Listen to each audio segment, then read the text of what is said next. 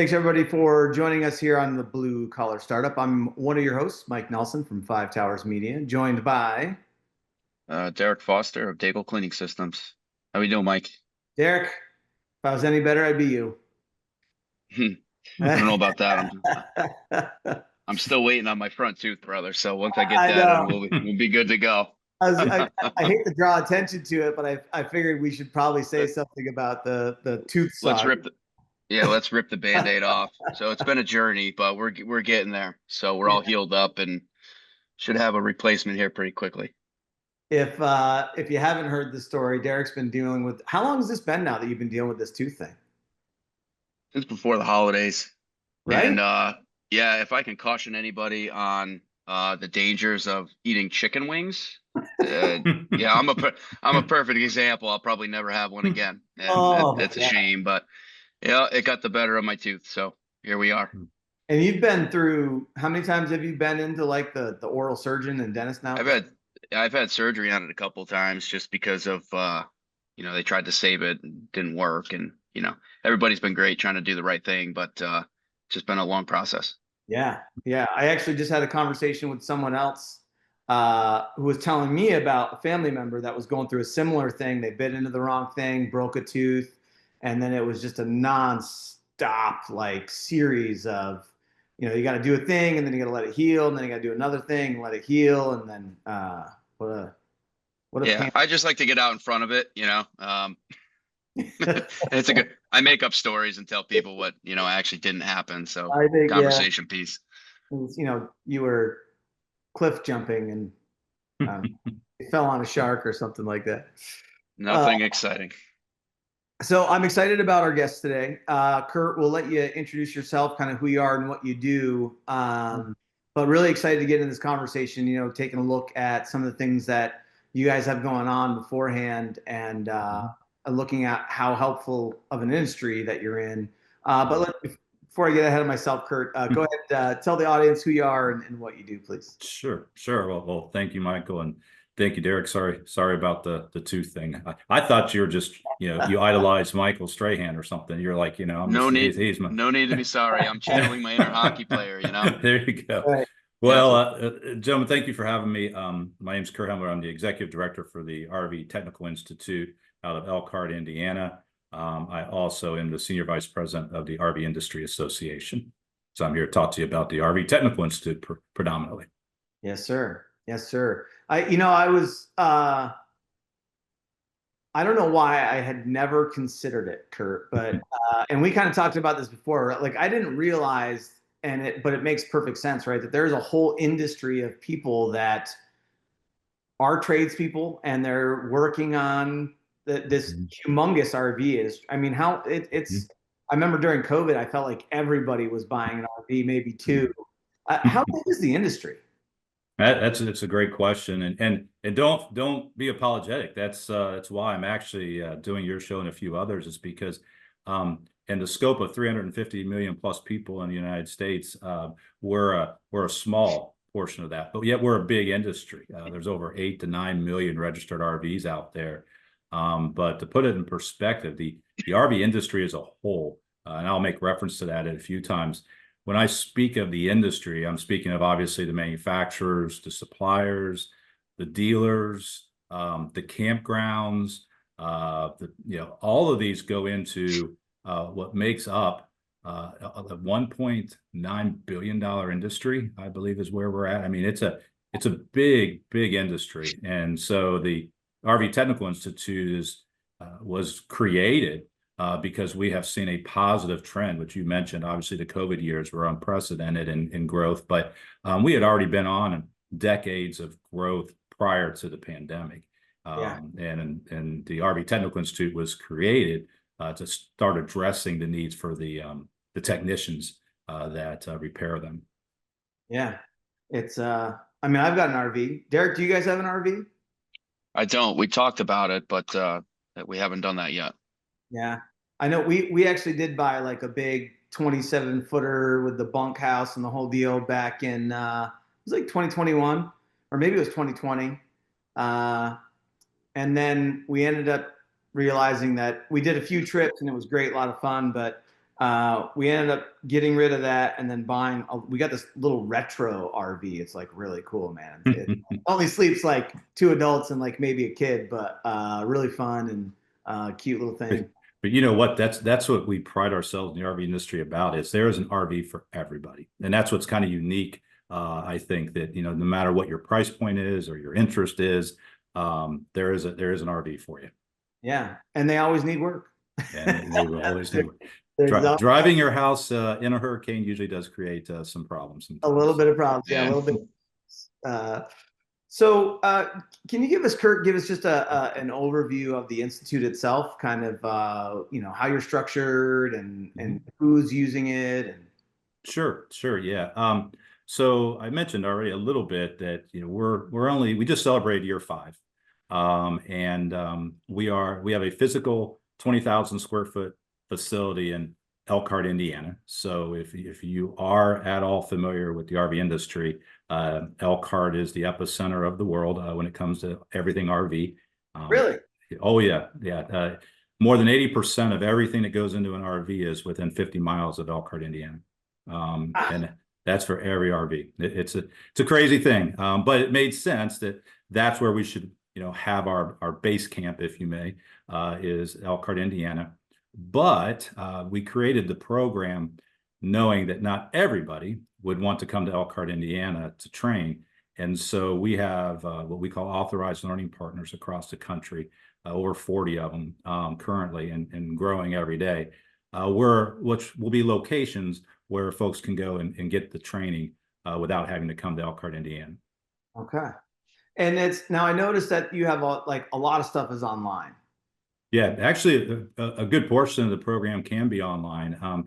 If you can see behind my big old head here, those are the 4 levels of what we created, which is the career path. So one of the important things in standing up the RV Technical Institute was we wanted to build a sustainable career path for folks that want to get into this as a career.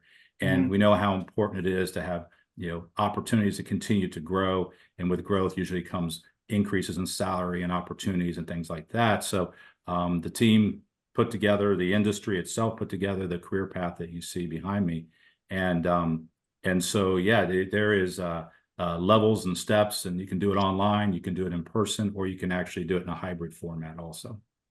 So that's what I was going to ask, because I saw on the website that you could do 100% online, but then when you mentioned the different centers around the country, I was like, oh, so you could, you know, myself particularly, I like hands-on stuff. And definitely, if I can feel it, touch it, do it, I learn it better than if I'm just consuming information. But I know there's other people that can just consume that information on you know, online and be able to do it. So yeah, and you're no different than most people. In fact, my background is more in education, specifically career and vocational, and the RV industry found me 6 years ago to come build this for them, and the purpose of it was to build a professionalized, standardized program that could be recognized similar to the way like ASE is in the auto world with auto mechanics. You know, that we are the standard of the industry, and with that. You know, in the ideal world, you know, I would teach everything hands-on, but there is, you know, there's some challenges out there with folks trying to go someplace for a period of time, family, what have you. So I knew that we had to have the program and, you know, take the program to the people, if you may. And so that will continue to expand so that you can have more opportunity for hands-on and hopefully not even have to leave the comforts of your local community.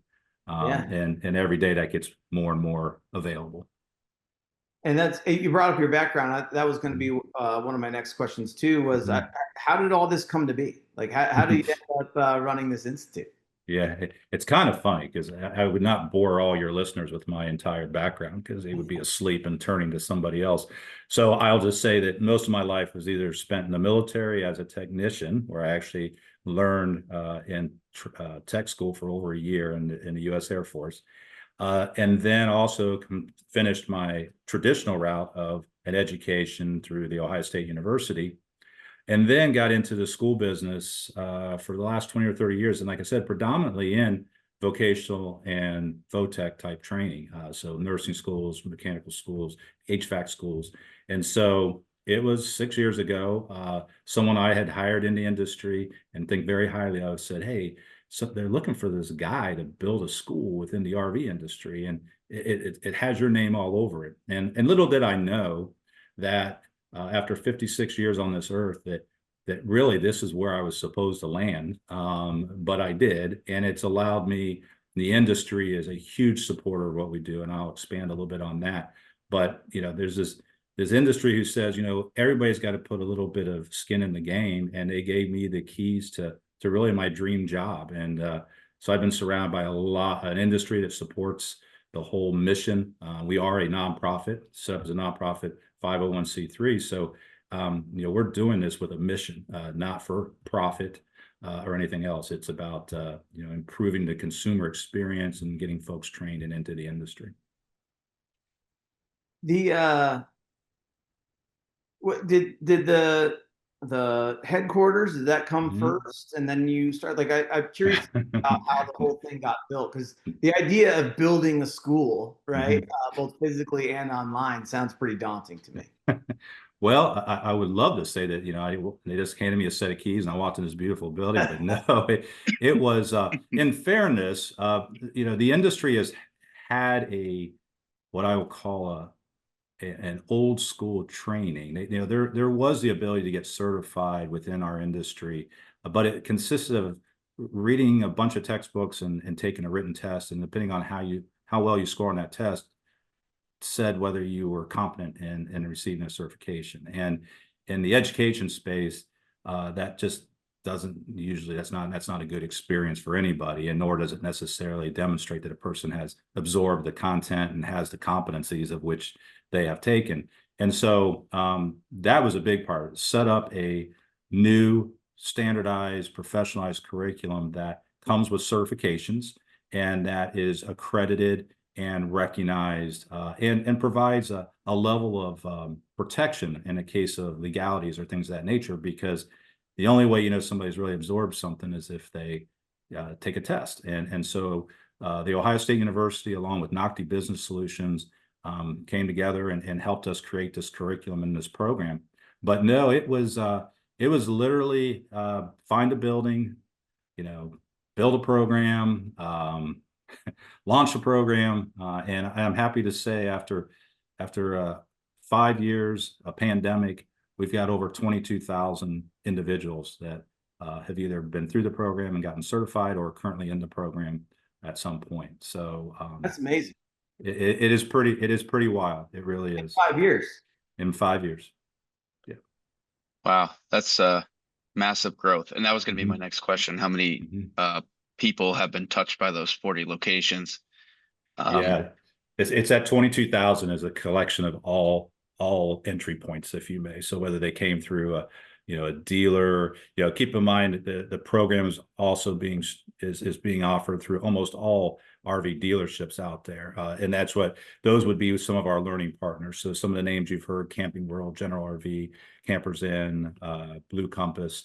Those are our learning partners, and we give them the program so that they can teach and do their own employees. So when I quote a number of 22,000, that is both current existing workforce as well as new folks coming in, which new folks not with current or were already in the industry is just south of about 9,000. So it's mostly an existing workforce, but at the same time there is a large portion and growing every day. We've averaged in the neighborhood of between 20 and 23% growth year over year in the number of folks enrolling in the programs. It's a good number. So there must be a huge need. I mean, do you guys know, Curt, on your end, or project how big the need actually is? I mean, we have some statistics on our website just in general. The trades are seeing a massive shortage, but in your industry specifically, do you guys have an idea or a handle on how short they were? Obviously there's a need and you're filling it. Yeah. And there was a need before RV Technical Institute even came about. I mean, that was part of the discussions that the industry came together, and kudos to the industry for, they found me, said, hey, we have $10 million. We want to build this thing because we know we have aging out population of technicians. So that's where we really line up close to the trades, not just in what the content is, but also we have the same challenges of an aging out population of technicians that have really been around and been the backbone of the industry. At the same time, we have to get the new wave excited about these opportunities. And so, we are roughly going into RVTI being built. We were down already about 20 to 27% of what we needed. We know that about 67% of our technicians currently are over the age of 35. So that gives you another idea that every year that number gets greater and greater. And obviously there is a physical aspect of this career field. So though your brain's still good, your body sometimes begins to stop before your brain. And so I'm trying to capture that as well by making those folks instructors and helping. The key, at least I have found, is the mentoring. I'm a strong believer that the trades, as excited as I am to see the excitement that is growing now, it's kind of sexy to be back in trades where it wasn't for a while. But these folks that have been in it, keeping them around and using them as mentors of folks and exposing folks to stuff they may have never realized that existed out there. Yeah, that knowledge transfer from the older generation aging out to the younger generation is so important. Yeah. I know that we've interviewed a few people on here that have talked about how they've actually put processes in place to help with that, right? Where they're like, to your point, where they're pairing up young person coming in, old person going out, and trying to, help that transfer a little bit so we don't lose it all. Yeah, that's so that once again, that career path behind my big head, that's a constantly evolving career path, right? So there is a level 5 currently in the works that is a true instructor training. Right now we do have a mentoring train the trainer program for that's how the authorized learning partner model works. Whoever that entity is, it's going to do the teaching, will send a person, we'll get them up to speed on how to use the learning management system, the program, and then they'll go back and they'll start teaching the program. But one of the things we've definitely seen, and we definitely want to capitalize on and continue to build, is that not all, not to use a sport analogy, but not every great player makes a great coach. And so, taking some of those players and mentoring them into being good mentors, and then using them to help teach the next generation, which is really the biggest focus of what we're doing right now, is recruiting the newer generation or the younger generation. Yeah.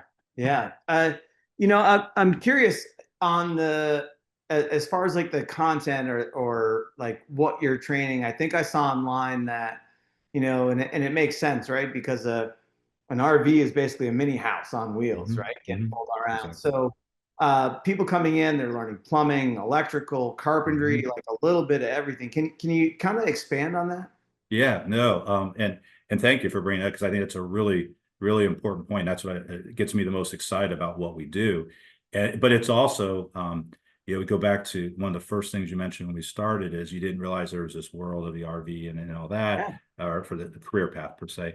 But the other thing that happens is people automatically correlate when we talk about an RV service technician, whether they're working for a dealership or they're a mobile tech or an independent tech.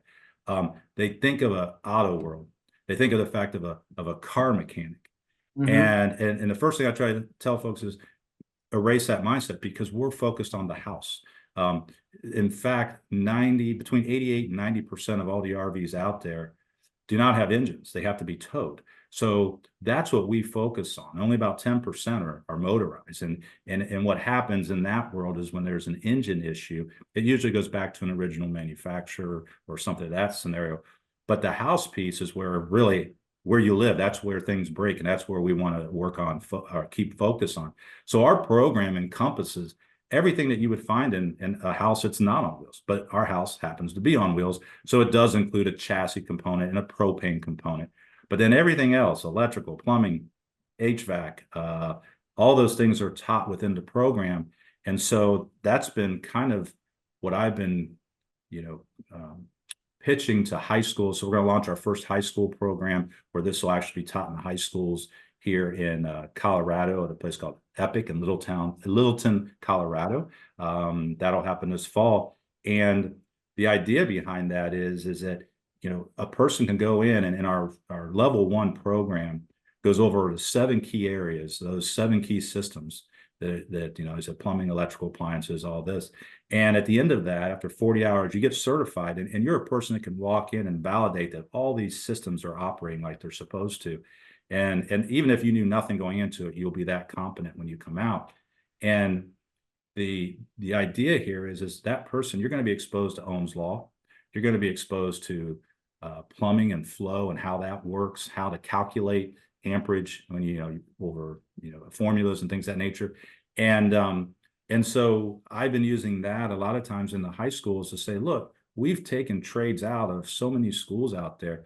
This one program you can implement, and folks that have never been exposed to any of these things will come in and say, you know what, I don't want to be an RV technician, but I like this electrical thing. Maybe I'll be an electrician. Maybe I'll be a plumber. And so I think we have a very unique situation where our program can help every trade out there right now by just that one class. And so, I'm happy to report that high schools are going to be teaching it. They're going to come out certified with employable skills, walk into any dealership and make $50,000 to $60,000 with, a 1-week class, 40 hours of instruction. And that's just for level 1. Level 2 goes a little more extensive. It's about 3 more weeks of training, goes back to those areas, but gets into troubleshooting and diagnostics.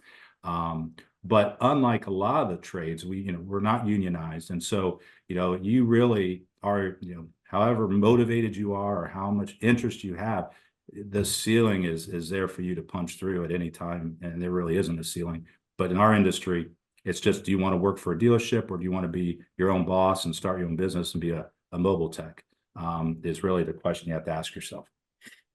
Yeah, you kind of touched on a couple of questions that were floating up into my brain. And one of them was, in the RV repair industry, is there an entrepreneurial aspect? Like, are people able to, go into this and not work for a dealership, but start their own business, whether it's mobile? I mean, I think Diana had put a statistic in there about the number of RV parks across the United States, and it was a staggering number. Yes, yes. So that was one question I had. And then the other question I have too, so I don't forget it, is, and you touched on it, was how the knowledge from an RV standpoint transitions over to just your everyday home or apartments and that kind of work in the trades. And like immediately in my mind was, if I'm a handyman service or general contractor that's looking for an easy way to train employees, like, could they use your resources and put their people through those programs as a way to train their employees and get them some basic skills and then bring them out into the field? So so those 2 questions. Sure. So I'll tackle the first one that you asked, and I think that was wrapped more around and say that one more time, just so I answer. Yeah, so the first one, is just, my mind always goes back to business ownership and being an entrepreneur. That's right. And getting the skills that you need to be able to do that. And I'm just, when I heard you talking, I was like, wow, I'm like, kids could literally, like, while they're still in school, in high school even, they could be going through this program online and then graduate high school. And if they wanted to, they could start their own RV repair business, and they could go around park to park to park and fix people's broken stuff. Yeah. Well, you just did the commercial for me. I don't even have to say anything. You got it exactly right. No, that is, and it's comical to me because I didn't, I got the job, I was given the opportunity to do this. And it wasn't until I got here that I realized, like, oh my gosh, this is the perfect scenario for anybody that wants to start their own business, whether it be a part-time gig or a full-time gig. So regardless of your age and regardless of your experience, yes, there is a huge opportunity to be your own boss and to become what we call the mobile tech. A mobile tech is somebody who has a van, a truck. Startup costs are very low to be a mobile tech. It's not, you're not carrying around thousands of dollars of tools. You're probably okay with less than $2,000 in tools is all you would need. But regardless of your age or your experience, I would say, yes, somebody who maybe has been in a trade or been doing hands-on can transition very easily to becoming a mobile tech. You get the training, and then, like you said, there's thousands of campgrounds across the country, and many folks that live in the North they hang out at campgrounds and help out there in the summertime, and then they head south when it gets cold, and they do that down. So if you want something mobile, or you want to follow the warm weather, it's a great career to do. So that's one aspect. Now, with a younger person who maybe has never been exposed or is just getting into it, I would highly recommend, work for a dealership for a few years. A lot of the dealerships also are creating their own mobile units, because that's how, a lot of folks want, sometimes your RV, it doesn't work because you can't move it, and you can't get it to the dealership. So they have their own mobile group. So for a young person who doesn't have the experience, I would encourage, get trained, get the program, and then get the exposure and the different things that go on for a couple years, and then either become your own boss and run out and do your own business, or work with that current dealership and grow their mobile program. So, to give you an idea of like salary potential, even with those, once again, many of the technicians that work for dealerships, they start in the 60, 70, 80 range, and they're well over six figures. If you're a mobile tech, same thing. Of course, being a mobile tech, there's a lot of different software packages and things out there that can help you start your business. We're actually going to be launching our program in Texas at Navarro College here in the fall, and it'll be the first of its kind, but it's going to be a full accredited Navarro College training program where you can go there and learn everything that you need to learn to be the back service manager at any dealership in the country, as well as a whole, mobile. We're going to leverage the entrepreneurial programs that Navarro College already has to give people how to create their own business plans and things of that nature. So, there really is the opportunity, and whether you're a career changer or you're just getting started, maybe your paths might be a little bit different, but they all end in the same place, which is the independence of being your own boss. And to put it in perspective, about 60% of all the technicians out there are of the mobile variety versus the dealer. Really? Mm-hmm. Yeah. Wow. Like you said too, low barrier to entry, like, and so how about the second question, as far as transit, it sounds like the skills that they're learning, level 1, level 2, very transitional into any of the, we'll say, home services, whether you're going specific for plumbing or HVAC or electrical, or being all around, home services person, and using it for, I just keep thinking about that. I'm like, wow. Now you see why I haven't slept in 5-6 years, because there is, every day I wake up thinking there's other opportunities to, going back to the original question about me and how I got into this and how I got found and how it fits so unbelievably well into my last part of my career, is because of the fact that there is so many opportunities with this, and regardless of age and regardless of experience, it's an easy entry point into it. It's just a lot of people don't know about it. And if you're trying to escape the political world, the nice thing about the RV world is it doesn't matter if you're Republican or you're Democrat, doesn't matter, because everybody wants to camp, everybody wants to have fun, everybody wants to make memories. And if you're going to do that and at your point of retirement, great, go enjoy it. But guess what? Maybe you can also enjoy a little bit of retirement while you're working by being a mobile tech, and work while you enjoy too. So it's kind of a cool career field. And of course, the things that you're learning, to your point, is electricity, Ohm's law has been Ohm's law forever. It's not going to change. We teach the same thing, but maybe it's just getting somebody exposed to that. Maybe I come from inner city Chicago and I've never even seen a car. I shouldn't say I've seen cars, but I don't know anything about them, or I haven't been exposed to an RV. You take this program and you find out, well, this electricity thing, and oh, wait a second, you can make a lot of money with this. Yeah, that's okay. But using our program for that is also part of what the big pitch I'm giving to high schools and stuff across the country.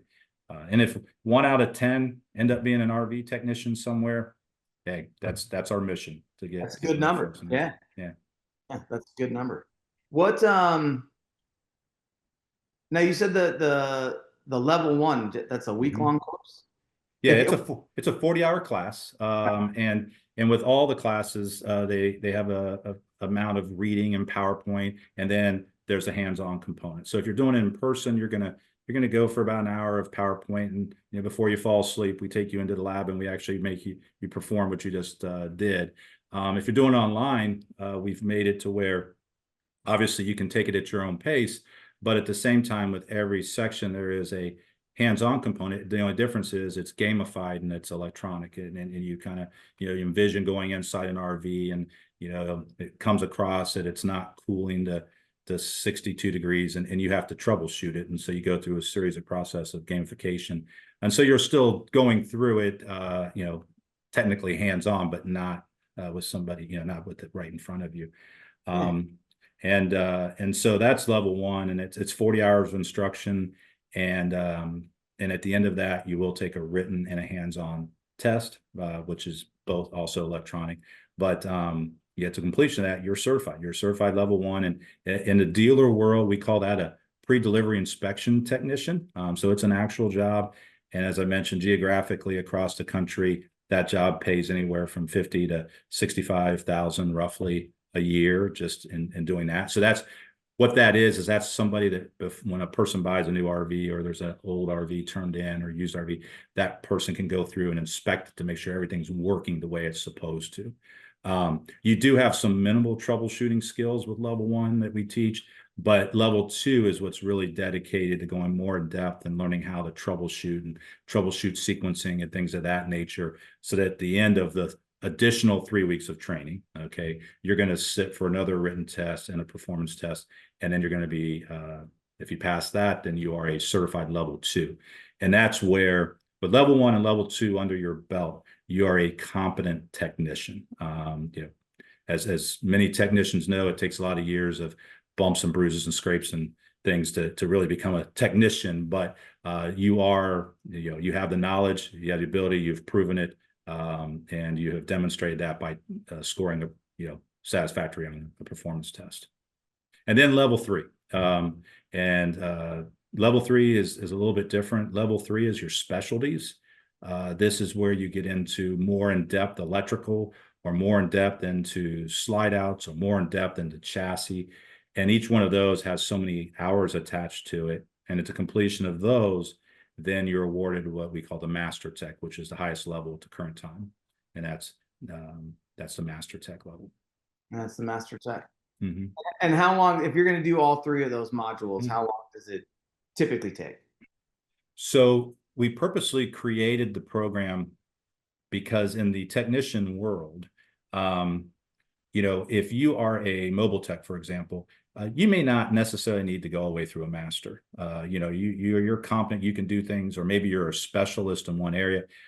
So we created a path so someone, if they chose to, could go all the way through master. And then in the dealer world specifically, a lot of the dealerships have built compensation plans around different levels of achievement and certification through the career path. So it's a kind of an a la carte thing. But if you're a working person, you could go through all the way to master in as little as 2 years.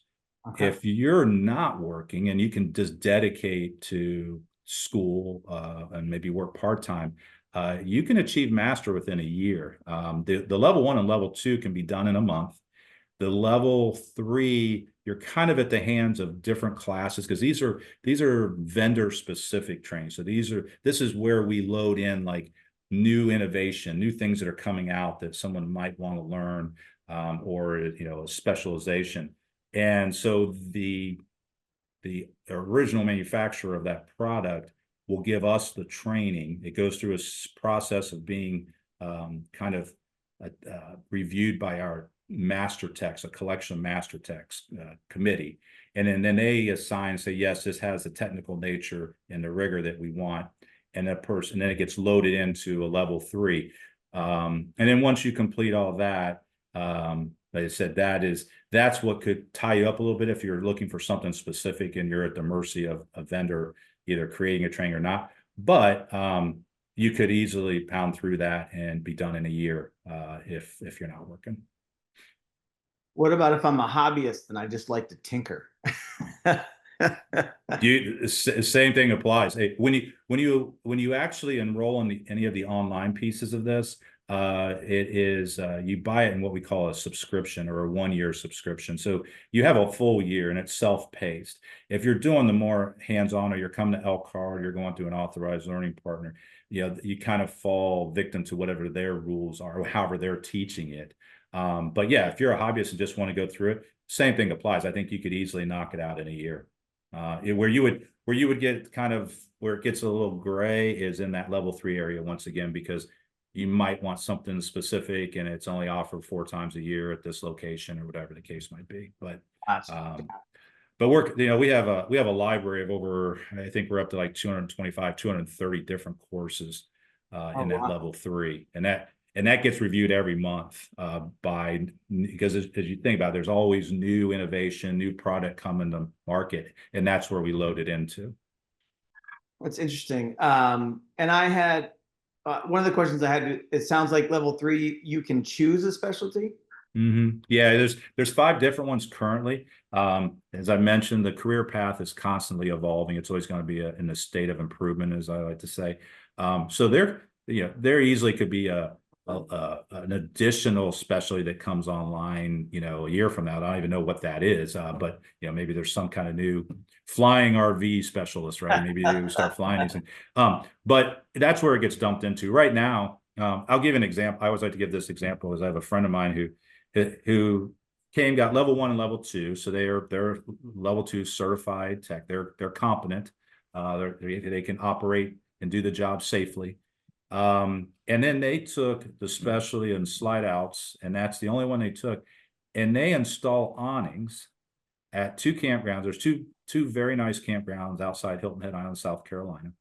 And that's all he does, like part-time, and makes between 150, 175,000 a year just installing awnings, because every week or 2, he's got a new audience that comes in.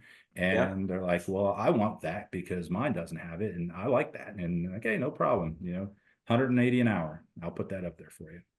Not bad. So, not bad. Now he's also capable of fixing a few other things too, because he is a level 2 certified tech. But once again, if you asked him, well, do you want master? Why? I don't need it at this point, unless for self-gratification or what have you. But we wanted to make sure that that the path is a sustainable, stepping program that is very attractive to somebody that maybe wants to get into wrenching, who didn't grow up wrenching, and but they want to have a family and a good life and be successful too. And so we want to make sure it's there for everybody. That there's something for everybody. That's pretty awesome. What do you think the biggest barriers or biggest challenges you guys are seeing right now as you try to get the Institute more adopted and more well known? Well, the first one is just even pure awareness that this world even exists out there. That's the biggest one. Like, we'll be on the call here for over an hour, and we just started talking about it, and so it's not usually a quick conversation with people. So that's a big barrier. Just get it out there that there is an opportunity. Now, I will say the pandemic has helped us, right? I mean, you saw the uptick in the amount of RVs. We doubled what we typically do in a year. And so just for people searching, get me outside, get me, out of my house type thing. So that was actually very good for bringing awareness to us. So that's the first one. The second one is probably no different than a lot of the skill trades are fighting. And that is, there's still the negative persona that comes with that. I think we're trying to get that removed, obviously, and I think in time that will, when these folks are making lots of money and retiring at 28, 29 years old, I think that'll change it. But we have to let that play out. When they're making 150 grand a year working part-time doing awnings. Exactly. But I would say those are really the 2 biggest, and all the other things that go along with the skills trades gaps and shifting the pendulum back to how important the trades are, and obviously the current political climate and all that, and trying to bring things to manufacturing back to the United States. I mean, I think all of those things will help but currently there are some barriers with that. But awareness is where I would if I could change anything, if I knew 350 million people now knew everything you all know, or what everyone will know after an hour of talking to me, I would feel like it's a no-brainer for a lot of people. Not everybody, but for somebody that says, that's exactly, like, I like different things each day. So today I'm working on an air conditioner. Tomorrow I'm working on a slide out. The next day and I want to live in, New Hampshire during the summer months where it's absolutely beautiful and watch the trees turn. But the minute they turn, I want to head back down to Key West and work down there.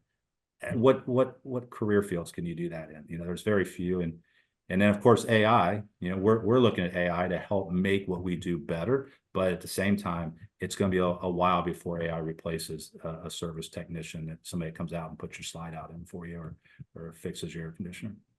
Yeah, I think about that whenever I get into an AI conversation, which is very often these days. Is that, when you look about what gets replaced first, right? Like we're already seeing it invading the medical field, the legal field. A lot of professional services are already seeing that infiltration of AI, which then shrinks the workforce. But the trades, I know that they have, like, where I was recently at a client of mine that had a welding robot in their facility that I thought was really wild, but they still needed a human to operate the computer to tell that robot what to do. And it wasn't like a humanized robot. It was just a robotic structure that, like a welding table that was, we'll say automated, but computer run, right? But someone still had to tell the computer what to do. But yeah, I actually believe AI could be a savior in that the gap of how many technicians we need, I don't think we will ever close that without some other influences. And I think what AI brings is a quicker, faster, troubleshooting chart, if you may, to help folks, which might help us reduce the amount of technicians that we need to help us close that gap, so we aren't in a huge deficit and people are waiting months to get their RVs fixed. So I think it's going to be a while, not in my lifetime, probably, if it replaces this this trade completely.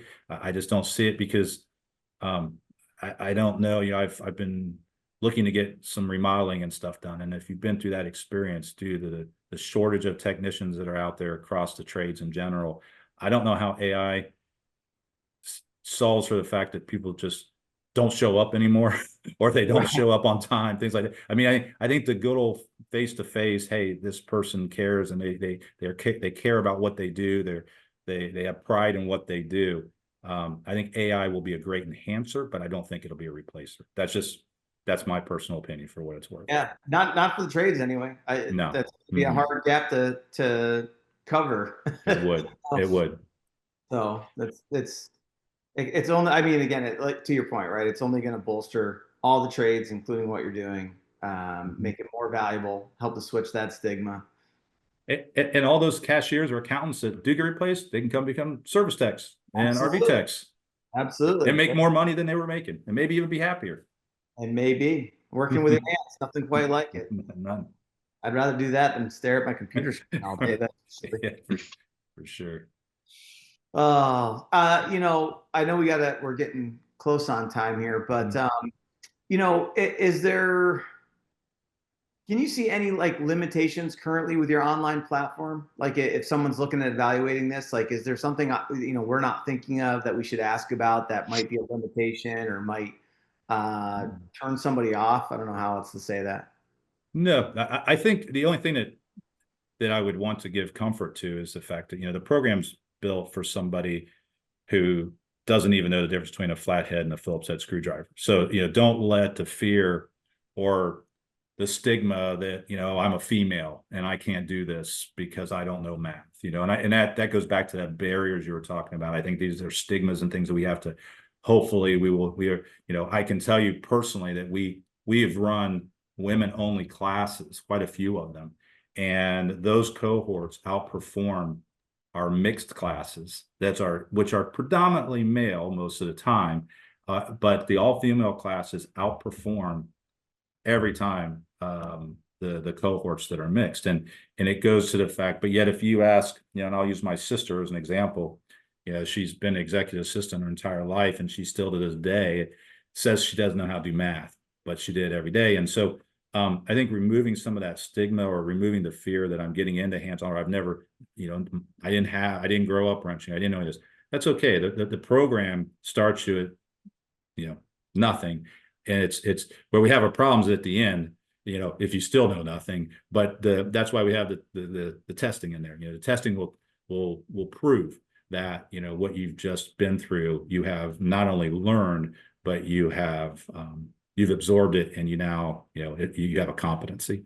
So I think that would just be one piece that I would want to, if it's online, I think, if you're comfortable with online, younger people are more comfortable than older folks, but at the same time, the younger folks still need the hands-on. So, my quest is to continue to push this out through authorized learning partner models, because they are the ones that are able to do the hands-on more, and of course, if you are a already skilled person, maybe you're coming from being an HVAC tech, you're in, for 20 years or something, and you want to get into this, well, you're going to have a very easy transition. In fact, any electrician or HVAC tech transitions in very well, because 70% of the issues are going to be electrical with an RV to start with. So they transition very well. And, learning the program, you are going to learn some stuff, I assure you that. But, the comfort level is a little different for somebody that's been in it 20 years as an HVAC tech versus somebody that's never even picked up a screwdriver. But either way, the program will adjust for making sure that you walk out of there with being both challenged and a competency. And if you, just a quick question, if you do get through a module or however you set up, and you take one of those tests and you don't perform well on the test, I assume you're able to go back and redo the module. Does it force you to do that, or how does that work? No, it's truly self-paced, and you can go back and forth until you take the final test. And once you take the final test, then the final test is included in the pricing. So you get, one attempt at the test. But if you do not pass successfully, there is a $75 fee for you to take it again. And I will tell you that we do have people fail. I mean, to me, we want people to fail. Well, I shouldn't say that. We don't like people to fail, but we want people to fail, because that shows the rigors of the test, and that we don't want it to where just everybody passes. And so I will say, though, if you do not pass the first time, you can ask for a review with an instructor. There's resources you can to go back to and review. So I have not really found anybody who has failed completely and just can't get through. I just don't. As long as they have the interest, the passion, the motivation, and the rigor, they'll be okay. Does the system that you have set up, does it identify where you did poorly on the exam so that you could go back and study a specific module? Yes, it does. Oh, that's nice. Yeah, better. I feel so. We in marketing, we have to do all these Google certifications, and they take forever, and they're super annoying. And but when you fail, you just fail, and you got to do the whole thing again. It's not like it's super. It's like, well, what did I get wrong, man? Like, where am I weak? No, you can. We like I said, we want everybody to pass, but we know that it's not created to do that. But at the same time, we don't want you to be so demotivated that you never go after a passion or something you would like to do. Appreciate that. That's good information. So the question we always pretty much close the show with is, if you're going to tell one person or tell someone one thing about what you're doing, what would it be? What would be the one thing I would tell? Oh, you only get one thing. Just one thing. Well, if I only get one thing, I would say that, believe it or not, there is a career field out there that not only gives you an opportunity for a long, sustainable, and very rewarding life financially, it can complementary also give you a very long and enjoyable personal life by working in a field that really makes fun continue to happen. At the end of the day, as a technician, what you're really doing is you're keeping those family memories and experiences alive for thousands of people. For it could be your relatives, could be a friend, family, whatever. But if you're that technician and there's a RV out there and they're at the campground and the family's having a good time. It's 9 degrees out and that air conditioner breaks. Yeah, that's not a good thing. But if you happen to be that person that come out there and fix it and keep those memories happening, it's a pretty rewarding field. So I think you can both reward yourself financially, you can reward yourself personally in this career field. And that's what I'd want people to know, and that it exists out there. It is a reality. Yeah.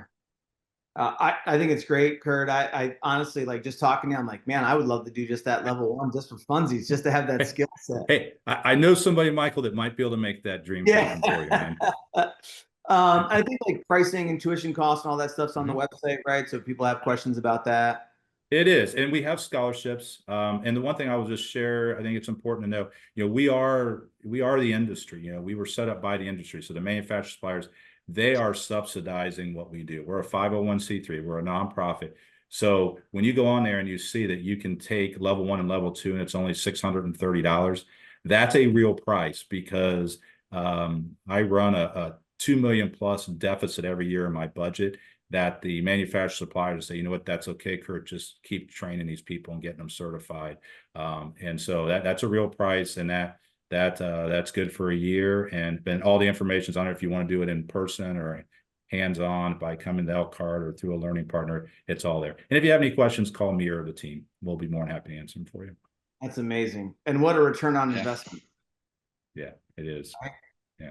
Few $100 and you can go out and immediately start making tens of thousands. I could throw some math up there, with different routes of, okay, I graduate high school and I get to program level 1 while I'm in high school, and I come out my day 1, I'm already making 60,000 versus my friend who doesn't even know if they got into school yet. Oh, they're now in school and have 5 years before they make, or 7 years before they make their first dollar, and they're already in debt. There's so many scenarios that you can run with skilled trades that show the benefit. But I speak very highly of this one program. And if nothing else, you can go home and fix your own outlets and pay an electrician to come do that for you. Yeah, just the money you're going to save is worth a few $100s. It is. Curt, really appreciate you taking the time. I appreciate everything that you're doing and how you're helping your sector of the trades. And I think it's amazing. I took a look earlier and I was like, wow, this is really cool stuff. And thanks for coming on, spending an hour with us, and appreciate it. Thank you for having me. Thank you. No, thank you very much, gentlemen. I really appreciate it. Thank you for spreading the good word. You're welcome. And of course, we've got to, say thank you to all the folks that helped make this podcast happen. We've got Martin Electric, People-Ease, Bonaccio Construction. We've got MLB Construction, Michael's Group, of course, Derek's team over at Daigle Cleaning Systems, and my team over at 5 Towers. Appreciate all the work and support everybody gives. Got to mention, as we always do, Scott Stacy over at Catamount Consulting.